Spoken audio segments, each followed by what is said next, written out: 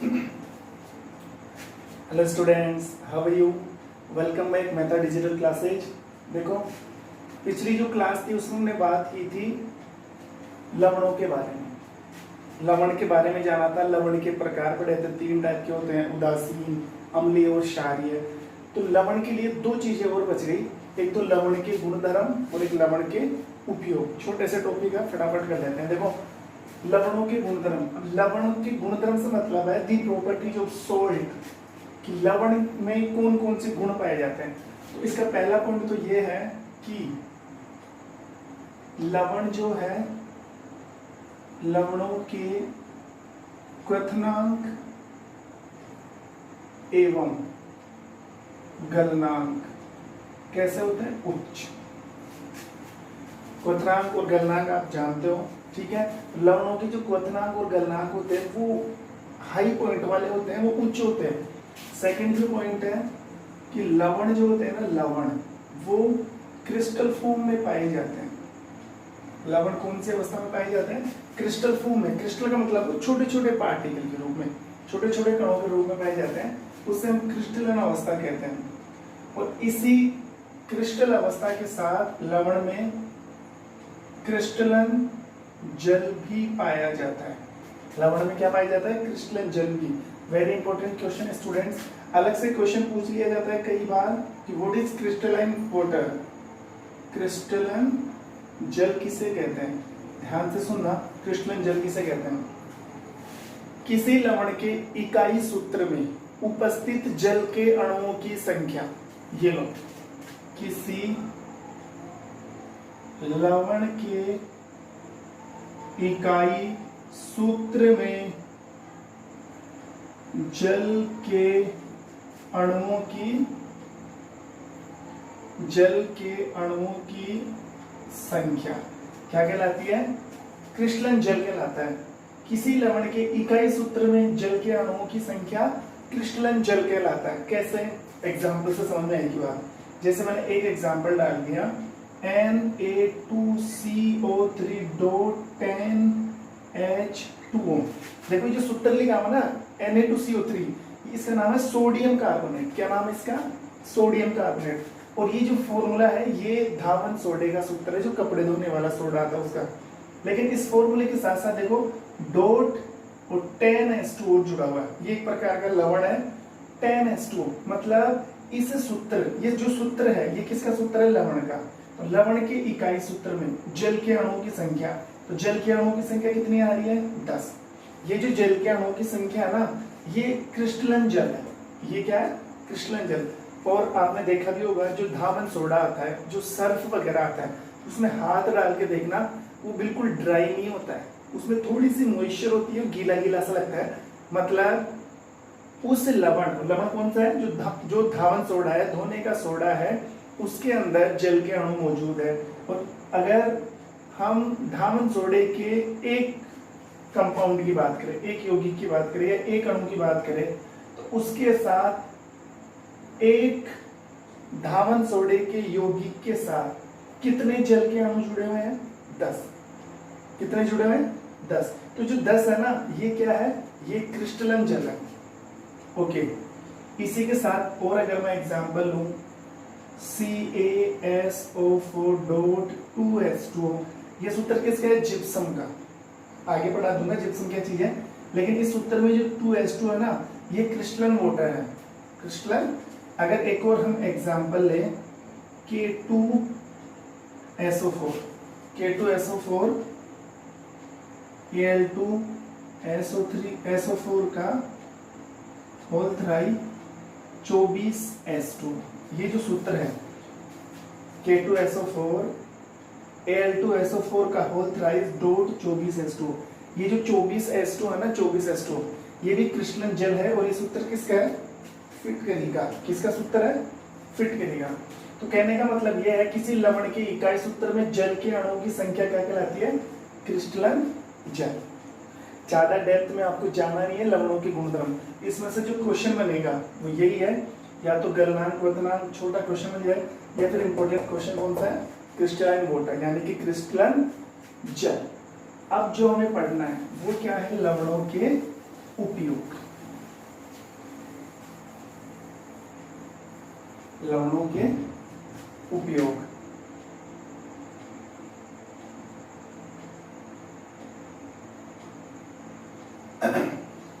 देखो कुछ लवण मैं एज ए एग्जाम्पल राइट कर देता हूं, जैसे CaCO3,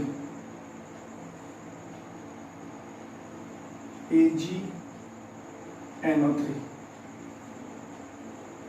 NH4NO3, K2SO4, Al2SO4 का whole thrice dot 24S2।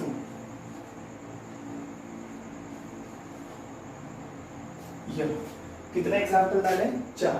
CaCO3 नाम क्या है? Calcium carbonate. क्या नाम है? Calcium carbonate. क्या नाम बोला? Calcium carbonate. AgNO3 silver nitrate. क्या नाम है इसका? Silver nitrate.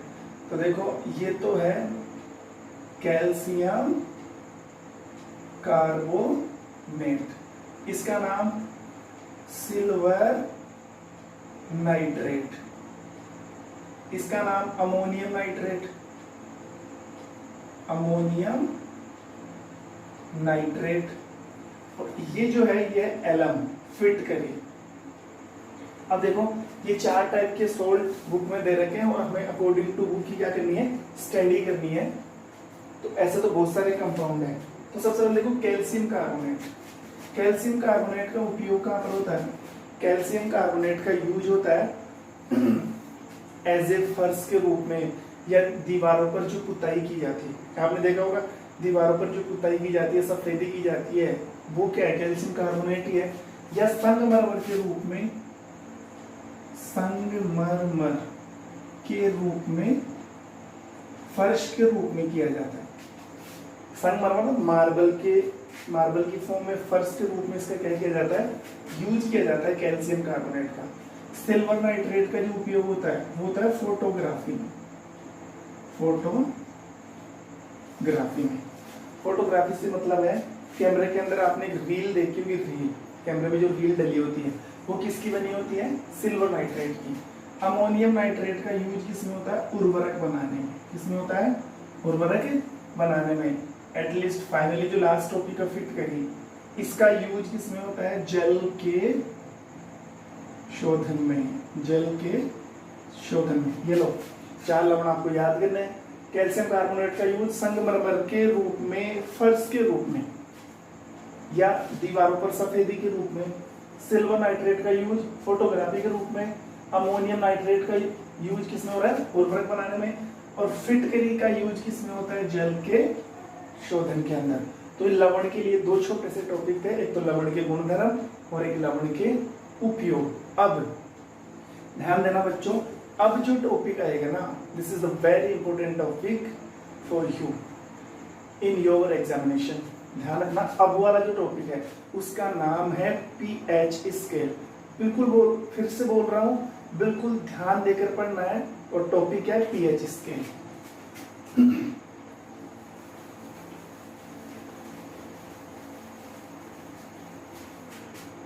ओके बच्चों, देखो अब जो इम्पोर्टेंट टॉपिक हमारा वो है पीएच स्केल।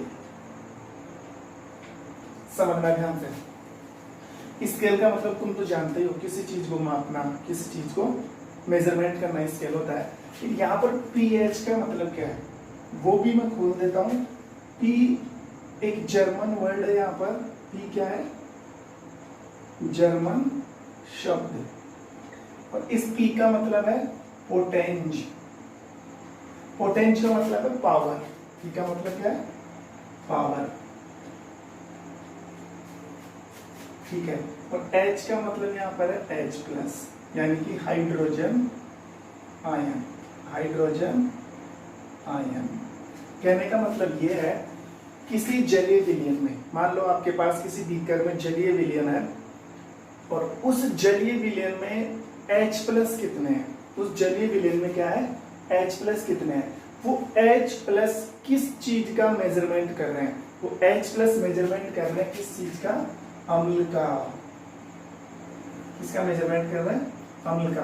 तो पीएच स्केल से मतलब ये है कि किसी जलीय विलयन में H प्लस के आधार पर अम्ल की सांद्रता ज्ञात करना या H प्लस के आधार पर अम्ल का पता लगाना पीएच स्केल है। समझ आ रही बात? तो देखो पीएच स्केल की बहुत सारी डेफिनेशन बन सकती है। जैसे एक छोटी सी परिभाषा बनाऊं मैं कि हाइड्रोजन आयन की सांद्रता के घातांक को पीएच कहते हैं। अभी रिलैक्स होकर पढ़ते चलो, सब समझ में आ जाएगा। हाइड्रोजन आयन की सांद्रता के घातांक को पीएच स्केल कहते हैं या पीएच कहते हैं। दूसरे की डेफिनेशन बनाए कि हाइड्रोजन, या डायरेक्टली बोल सकते हो हाइड्रोजन आयन की सांद्रता ज्ञात करना क्या कहलाता है? पीएच कहलाता है। लेकिन देखो ये भी आपको एग्जाम में यूज करनी है, लेकिन जो सबसे परफेक्ट डेफिनेशन है the point of view of exam, तो सबसे इंपॉर्टेंट जो पीएच की डेफिनेशन है वो यही बनेगी कि हाइड्रोजन आयन की सांद्रता के ऋणात्मक लोगरिथम को क्या बोला जाता है? पीएच स्केल बोलते हैं। H प्लस आयन की सांद्रता के ऋणात्मक लोगरिथम को पीएच कहते हैं। ओके, आई थिंक जहां से मैं सोच रहा हूं मुझे पता है आप लोगों को बिल्कुल भी समझ में नहीं आ रहा, तो सुनो ध्यान से, पहले मेरी बात सुन लो। एक तो होता है पीएच स्केल और एक होता है पीओएच स्केल। क्या बोला मैं, क्या बोला?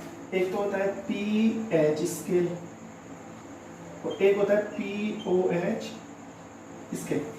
छोड़ो इसको, छोड़ो, इधर आ जाओ। दो शब्द बोल रहा हूं, पीएच स्केल और एक पीओएच स्केल।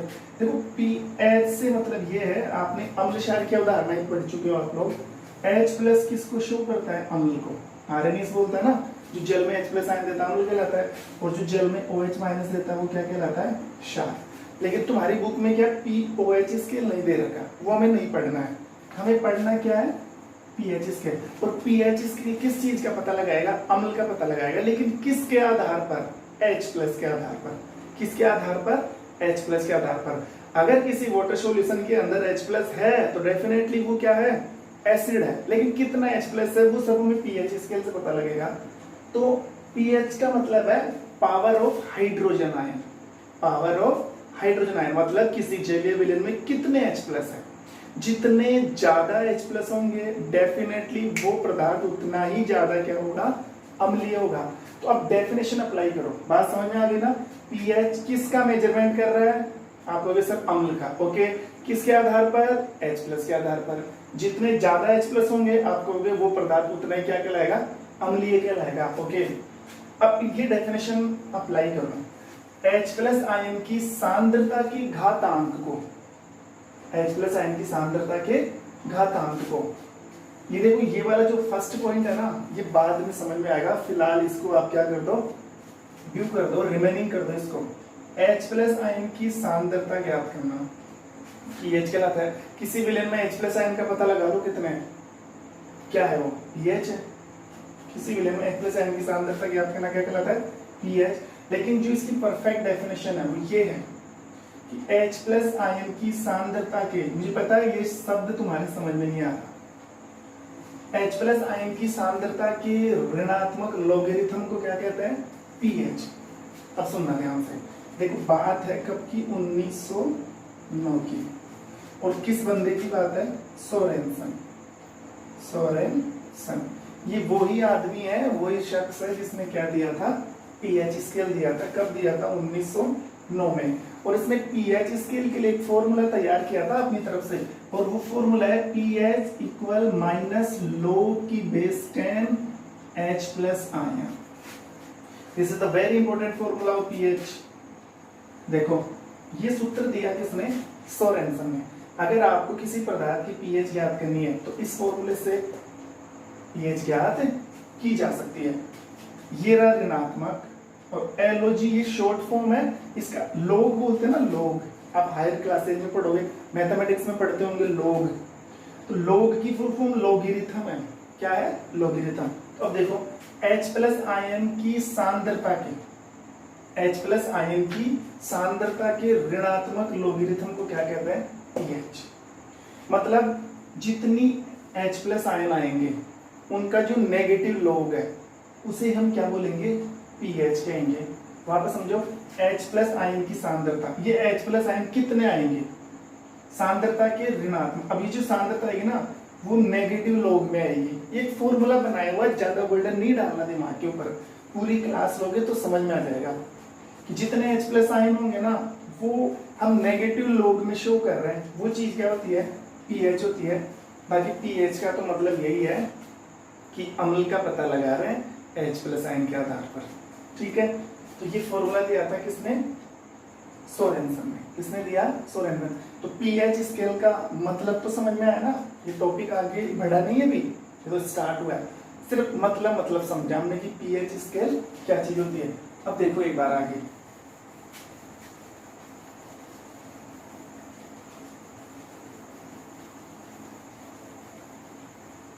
ये सारी डेफिनेशन अप्लाई कर दूंगा। मैं तीन डेफिनेशन लिखवाई ना, H प्लस आयन की सांद्रता pH, H प्लस आयन की सांद्रता के घातांक को pH कहते हैं, और H प्लस आयन की सांद्रता के ऋणात्मक लोगरिथम को भी क्या कहा जाता है? pH कहा जाता है। देखो सोरेनसन ने pH का क्या फॉर्मूला तैयार किया? माइनस लोग का बेस 10 और H प्लस आयन, ये सूत्र बनाया। इस फॉर्मूले में नहीं घुसना है। ये किसने दिया था कि कैसे बनाया, ये हमारा मुद्दा नहीं है। याद करो फॉर्मूले को, माइनस लोग की बेस 10 H प्लस, और क्यों बनाया वो भी बता सकते हैं लेकिन मतलब ही नहीं है। याद करो, देखो ये जो H प्लस आयन है, ये जो H प्लस आयन है, ये क्या करते हैं? पानी के अणु के साथ क्रिया कर लेते हैं। है तो पानी के अंदर ही ना H प्लस आयन, वो पानी के अणु के साथ क्या कर लेंगे? क्रिया। तो ये क्या बना लेंगे? H3O plus. बात समझ में आ रही है? ये H इधर जुड़ जाएगा, आपको ऐसे कैसे जुड़ जाएगा? देखो जेली विलेन में H प्लस होगा कि नहीं? होगा। और वो H प्लस क्या करता है? उसी पानी के अणु के साथ क्या करता रहता है? बार बार संगुणन करता रहता है, बार बार क्रिया करता रहता है। तो क्या बन जाएगा? H3O plus. इनको बोलते हैं हाइड्रोनियन आयन। हाइड्रोनियन आयन, समझ आ रहा है बच्चों? ये इसमें बोलते हैं हाइड्रोनियन आयन। अब ये जो H3O प्लस है ना, वो भी लिख सकते हो आप इस फॉर्मूले के अंदर। तो ये फॉर्मूला ऐसे भी बन सकता है, pH माइनस लोग का बेस 10 H3O प्लस। ये दोनों सेम फॉर्मूले, ध्यान रखना। ये H प्लस है ना, ये कॉम्प्लीमेंट्री है किसकी? H3O plus. This is the complementary of H plus ion of hydronium ion. H plus जो है, ऐसा समझ लो, H प्लस आयन और H3O प्लस आयन एक ही बात है। बात समझ आई? दोनों की दोनों चीजें एक ही बात है। तो बुक में ऐसा लिखा हुआ है, आप सोचो कि सर आपने ये बताया, ये तो बताया नहीं, ये कैसे आया? वो मैंने बता दिया। ये H प्लस जेल के अणु के साथ क्रिया करके बनाएगा। बात एक ही है, सेम फॉर्मूला है, बोथ आर सेम फॉर्मूली। ठीक है, दोनों सेम है। अब देखो, अब जो मैं बात बताने जा रहा हूं उसको ध्यान से समझना। सुनो ध्यान से। पानी का जो अणु होता है, पानी का जो अणु होता है वो क्या करता रहता है? अपने आप ही अंदर टूटता रहता है, जुड़ता रहता है। ये क्रिया पानी के अंदर चलती रहती है। This is the automatic process in the water. पानी का जो मॉलिक्यूल है वो अपने आप क्या होता रहता है? ब्रेक। देखो कैसे है, मान लो ये पानी का एक अणु है H2, यही है पानी का सूत्र। तो ये क्या करता है? अपने आप में टूटता रहता है ऐसे, H प्लस में टूट गया और OH माइनस में। ये क्रिया पानी के अणुओं के साथ होती रहती है। ये H प्लस में टूट गया और OH माइनस में टूट गया। बात समझ में आ रही है?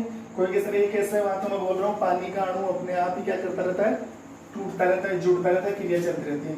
अब अगर प्योर वाटर की बात करें, बिल्कुल शुद्ध पानी की बात करें, तो शुद्ध पानी के अंदर हाइड्रोजन आयन की जो सांद्रता होती है वो 10 की घात -7 मोल पर लीटर होती है।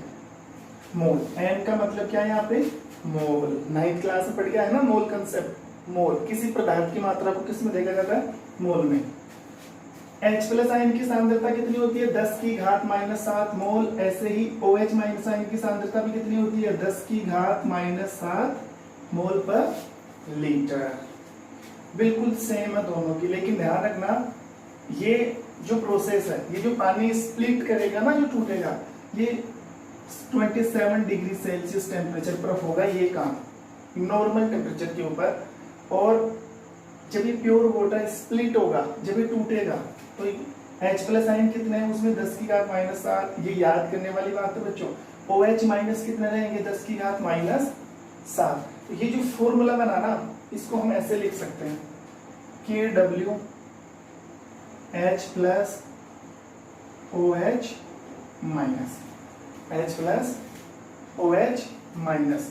अब H प्लस कितना है, 10 की घात -7, ये भी कितना है, 10 की घात -7।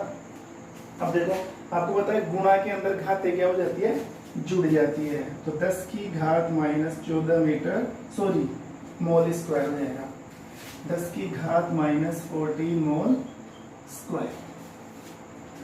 लेकिन आपको ध्यान रखना है प्योर वाटर में H प्लस आयन की सांद्रता 10 की घात -7 मोल, OH भी कितना होता है, 10 की घात -7 मोल। अब जो बात है वेरी इंपॉर्टेंट, ध्यान रखना अब वाली बात। अगर मान लो, अगर ये इतना भी आपको याद नहीं करना, कोई बात नहीं है, हटा दो, ये आगे का समझाएगा प्रोसेस है। अब इतना सा ध्यान रखो कि पानी स्प्लिट होता रहता है, जिसमें H प्लस आयन कितने होते हैं, 10 की घात -7। OH माइनस ये सॉरी OH माइनस आयन कितने होते हैं, 10 की घात -7। अब ध्यान देना, और ध्यान देने वाली बात यह है कि अगर आपने इस पानी के अंदर कोई केमिकल, कोई सब्सटेंस या कोई पदार्थ मिला दिया, कोई भी पदार्थ मिला दिया, और अगर H प्लस और OH माइनस की सांद्रता में फर्क हो गया, तो फिर वो इनका कंसंट्रेशन बिगड़ जाएगा। देखो कैसे, मान लो आपने पानी के अंदर कोई चीज मिलाई है, तो ये कितना हो गया, ऐसे मान लो 10 की घात 3 हो गया। लेकिन ध्यान रखना अगर ये कम होता है तो ये दोनों बराबर होकर हमेशा कितने ही होने हैं, 10 की घात -14 मोल स्क्वायर। ये जो 14 आ रहा ना, ये रेशियो नहीं बिगड़ेगा। ध्यान रखना इनका जो ऐड आएगा, इनका जो एडिशन आएगा वो तो कितना आएगा, 14। 7 और 7 कितने होते हैं, 14। भले इनकी सांद्रता कितनी भी बदले, जोड़ हमेशा ही कितना रहेगा, 10 की घात -14। अगर ये 3 हो गया तो ये ऑटोमेटिक अपने आप को एडजस्ट करेगा, 10 की घात -11 मोल, और ये कितना हो जाएगा, 10 की घात 14 मोल स्क्वायर। अब मुझे एक बात बताओ, H प्लस 10 की घात 7 से कितने हो गए, 10 की घात -3। OH 10 की घात 7 से कितने हो गए, 10 की घात -11। तो बताओ किसकी संख्या बढ़ी। ऑब्वियसली स्टूडेंट गलती कर देते हैं, सोचते सर ये ज्यादा है, जबकि -11 ज्यादा होता है या -3, -3 ज्यादा होता है। तो वीकेंड से हम ये कह सकते हैं यहाँ पर कि सर यहाँ पर H प्लस आयन की सांद्रता बढ़ी है। किसकी सांद्रता बढ़ गई, 3। 10 से 3 हो गई तो बढ़ गई ना, ये तो कम है। और बढ़ने का मतलब है H प्लस आयन की सांद्रता अगर जलीय विलयन में बढ़ गई तो डेफिनेटली है आपने इसके अंदर जो मिलाया था वो क्या है, अम्ल है। क्योंकि अम्ल ही किसकी H प्लस आयन की सांद्रता से हम किसको तय करते हैं, अम्ल को तय करते हैं। अगर H प्लस आयन की सांद्रता बढ़ती है तो अम्ल है, और अगर OH माइनस आयन की सांद्रता बढ़ती है तो डेफिनेटली वो सब्सटेंस या वो पदार्थ क्या कहलाएगा, क्षार कहलाएगा। मान लो ये 10 की घात कितना हो गया, 9। ये 10 की घात 9, तो ये अपने आप को एडजस्ट करेगा, 14 तक लाएगा। तो कितना हो गया, 6, सॉरी कितना हुआ, 5। 10 की घात -5, तो -5 ज्यादा है कि -9, डेफिनेटली -5 ज्यादा है। तो वो फिर वो पदार्थ क्या होगा, क्षार होगा। आई बात समझ में। फॉर्मूला तो ये है, कैसे H3O+ वो बता दिया। और जल का अणु अपने आप में टूटता रहता है, जिसमें H प्लस को कितना होता है, 10 की घात -7, और OH भी कितना होता है, 10 की घात -7। अगर आप कोई भी चीज इनमें मिक्स करते हो तो दोनों की सांद्रता बिगड़ेगी, जिसकी सांद्रता बढ़ेगी वैसा ही क्या हो जाएगा, पदार्थ हो जाएगा। आई बात समझ में? अब हमें क्या करना है, ये चीजें तो समझ में आ गई। अब हमें एक क्वेश्चन की सहायता से पीएच निकालनी है। अब हमें पीएच का निर्धारण करना है। देखो एक बार,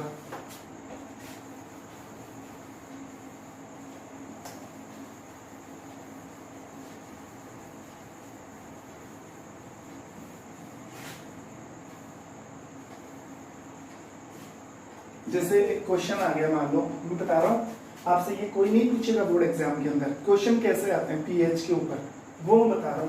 एक क्वेश्चन है, किसी जलीय विलयन में, किसी जलीय विलयन में H+ आयन की सांद्रता 1 × 10⁻⁵ ग्राम मोल लीटर इनवर्स है। ये मात्रक है, मोल पर लीटर भी लिख सकते हो। किसी जलीय विलयन में H+ आयन की सांद्रता 1 × 10⁻⁵ ग्राम मोल लीटर इनवर्स है। तो विलयन की प्रकृति एवं पीएच ज्ञात करो।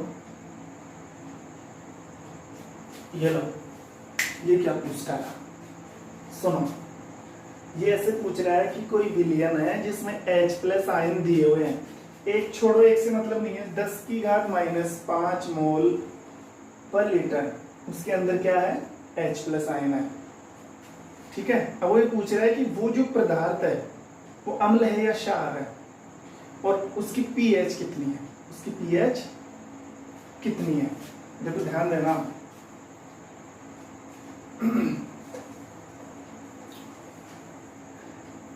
एक मिनट, सॉरी स्टूडेंट, देखो ये क्वेश्चन क्या आगे का उठा लिया, ये बाद में आएगा। इससे पहले एक छोटी सी बात बतानी है, फिर क्या तुम अभी कंफ्यूज हो जाओगे, इसीलिए सॉरी। अब यहां से क्या पढ़ना है, पीएच स्केल। आप तो देखिए से पहले भी ये पढ़ रहे थे, पहले पीएच पढ़ रहे थे, अब स्केल का मतलब समझ में आएगा। पहले पीएच पढ़ रहे थे, अब स्केल का मतलब समझ में आएगा। देखो अगर मैं स्केल बनाऊं,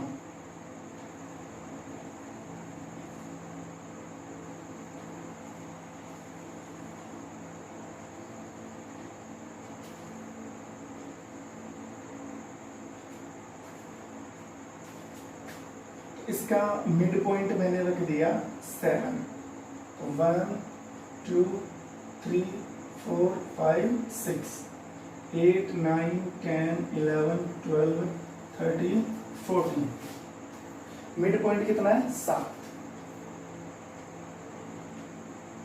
ये पीएच स्केल है। देखो ये सब पीएच का मान है 1 से लेकर 14 तक। पीएच का मान 1 to 14। अब सुनना ध्यान से, अगर पीएच 7 है तो वो पदार्थ क्या होता है, उदासीन। वो पदार्थ क्या होता है, उदासीन। उदासीन का मतलब है वो पदार्थ ना तो अम्ल है ना ही क्षार है, वो उदासीन है। अगर पीएच 7 से कम है, पीएच 7 से कम, समझ आनी बात, पीएच क्या है, 7 से कम, तो वो पदार्थ डेफिनेट क्या होता है, अम्ल होता है। क्या होता है, अगर किसी पदार्थ की पीएच 7 से कम आती है, 7 पर तो उदासीन, 7 से कम आती है तो वो पदार्थ अम्ल। और ऐसे ही किसी पदार्थ की पीएच अगर 7 से ज्यादा है, 7 से अधिक, तो कहने की आवश्यकता है क्या, वो पदार्थ क्या है, क्षार। माइंड में डाल लो, अगर पीएच 7 है तो न्यूट्रल, ना अम्ल ना क्षार। पीएच अगर 7 से कम है तो डेफिनेटली अम्ल, पीएच 7 से ज्यादा है तो क्षार। लेकिन एक चीज का और ध्यान रखना, जैसे जैसे आप इधर चलोगे ना, ऐसे लेफ्ट साइड में, जैसे किसी की पीएच 6 है, 5 है, 4 है, तो फर्क है। जैसे मान लो किसी की पीएच 2 है और किसी की पीएच 6 है। हालांकि मैं मानता हूं दोनों पदार्थ अम्ल है, दोनों पदार्थ क्या है, अम्ल है, लेकिन दोनों की स्टेबिलिटी में फर्क है, दोनों की स्ट्रॉन्गनेस में भी क्या है, फर्क। जो pH2 है ना वो ज्यादा अम्लीय है, वो क्या है, ज्यादा अम्लीय। जिसकी pH कम होती है ना, ये भी नोट करो, जिसकी pH क्या होती है, कम, अगर pH कम है तो वो अधिक अम्लीय होता है। जिसकी पीएच 1, 2 या 3 आती है ना, 3 भी बहुत ज्यादा हो गया, 3 से कम, तो वो प्रबल अम्ल की श्रेणी में आते हैं। किस श्रेणी में? प्रबल अम्ल। फिर से नोट कर लो स्टूडेंट्स, पीएच अगर कम है तो वो अधिक अम्लीय है। हालांकि 6 वाला भी तो अम्लीय है, लेकिन इसकी पीएच ज्यादा हो गया ना, 6 तक आ गई, मतलब ये उदासीन के आसपास आ गया। ऐसे ही इधर, अगर आप इधर से इधर जाते जा रहे हो तो जिसकी पीएच 12, 13 और 14 है, तो वो क्या हो जाएगा? प्रबल क्षार। वो क्या हो जाएगा? प्रबल क्षार। समझ में आई बात? ठीक है। एक देखो, एक लाइन में यहां से खींच रहा हूं, ये तो 7 वाला जुगाड़ है बीच का। यहाँ पर मैंने क्या लिखा? H+ आयन, और यहाँ पर क्या लिखा? OH- ion. अब आप देखो 7 से अगर आप ये लाइन नीचे आ रही ना, ऐसे अगर आप ऐसे नीचे आते जा रहे हो, इसका मतलब ये है कि H+ आयन बढ़ रहे हैं, इधर H+ आयन बढ़ रहे हैं। और अगर आप ऐसे ऊपर जाते जा रहे हो तो OH- आयन क्या हो रहा है? बढ़ रहे हैं। तो आप देखो 6 पर H+ थोड़े कम है, 5 पर H+ 6 से ज्यादा, 4 पर H+, सॉरी 5 6 से भी ज्यादा, और 3 पर H+ 4 5 से भी ज्यादा। कहने का मतलब यह है कि अगर ये लाइन ऐसे आ रही ना, तो H+ बढ़ रहे हैं। सोचो H+ बढ़ रहे हैं तो pH घट रही है। आ रही बात समझ में? H+ बढ़ रहे हैं तो pH क्या हो रही है? घट रही है। जैसे मान लो एक तो 6 है और एक 2, दोनों अम्ल है, तो 6 पर H+ कम की ज्यादा, कम की ज्यादा, कम। 6 पर H+ कम, 2 पर H+ ज्यादा, लेकिन 2 pH कम है, ये 6 ये कम है, तो ध्यान देना pH कम है और H+ क्या है? अधिक। तो वो क्या होता है? प्रबल अम्ल। ये कंफ्यूज होता है, यहाँ पर स्टूडेंट्स बहुत ज्यादा कंफ्यूज होता है। जिसकी pH कम होती है ना, उसके H+ ज्यादा होते हैं, क्योंकि H+ इधर बढ़ रहे हैं और इधर pH क्या हो रही है? घट रही है। अगर pH बढ़ रही है तो H+ घट रहे हैं, pH इधर बढ़ेगी, इधर जाने से H+ घट रहे हैं, तो pH कम है तो H+ अधिक, और वो पदार्थ उतना ही स्ट्रॉन्ग एसिड, उतना ही प्रबल अम्ल। अब आप इधर देखो, इधर ऐसा नहीं है। अगर OH- आयन बढ़ रहे हैं ना, तो pH भी बढ़ रही है। ऐसे जाते जा रहा हूं तो OH भी बढ़ रहे हैं और pH बढ़ रही है, तो pH अधिक है तो OH- भी क्या रहेंगे? अधिक रहेंगे, और वो पदार्थ उतना ही प्रबल क्या होगा? क्षारीय। बात समझ में आई? ये है pH स्केल। अगर pH 7 है तो वो पदार्थ उदासीन, अगर pH 7 से कम है तो अम्लीय, pH 7 से ज्यादा है तो क्षारीय। अगर H+ बढ़ रहा है, pH घट रही है, प्रबल अम्ल। अगर OH बढ़ रहा है, pH भी बढ़ रही है, तो प्रबल क्षार। बाकी आपको ये पूरा मैटर समझ में आ गया होगा। ठीक है। अब जो नेक्स्ट वीडियो आएगा ना, उसमें मैं आपको लॉग सोल्व करना सिखाऊंगा कि लॉग कैसे निकालते हैं। अगर मान लो H+ मैंने यहाँ पे डाल दिया 10⁻⁻⁵। अब इस फॉर्मूले को कैसे सोल्व करोगे ना, काफी अटपटा लग रहा होगा ना। 1 सेकंड का काम है, 1 सेकंड का, 2 मिनट में सोल्व कर, 2 बहुत ज्यादा बोल दिया, आधी मिनट में सोल्व करके बताऊंगा। pH सोल्व करने का बहुत आसान और बिल्कुल सीधा सा ट्रिक है मेरे पास, वो हम पढ़ेंगे नेक्स्ट क्लास में। तब तक के लिए thank you, have a nice day.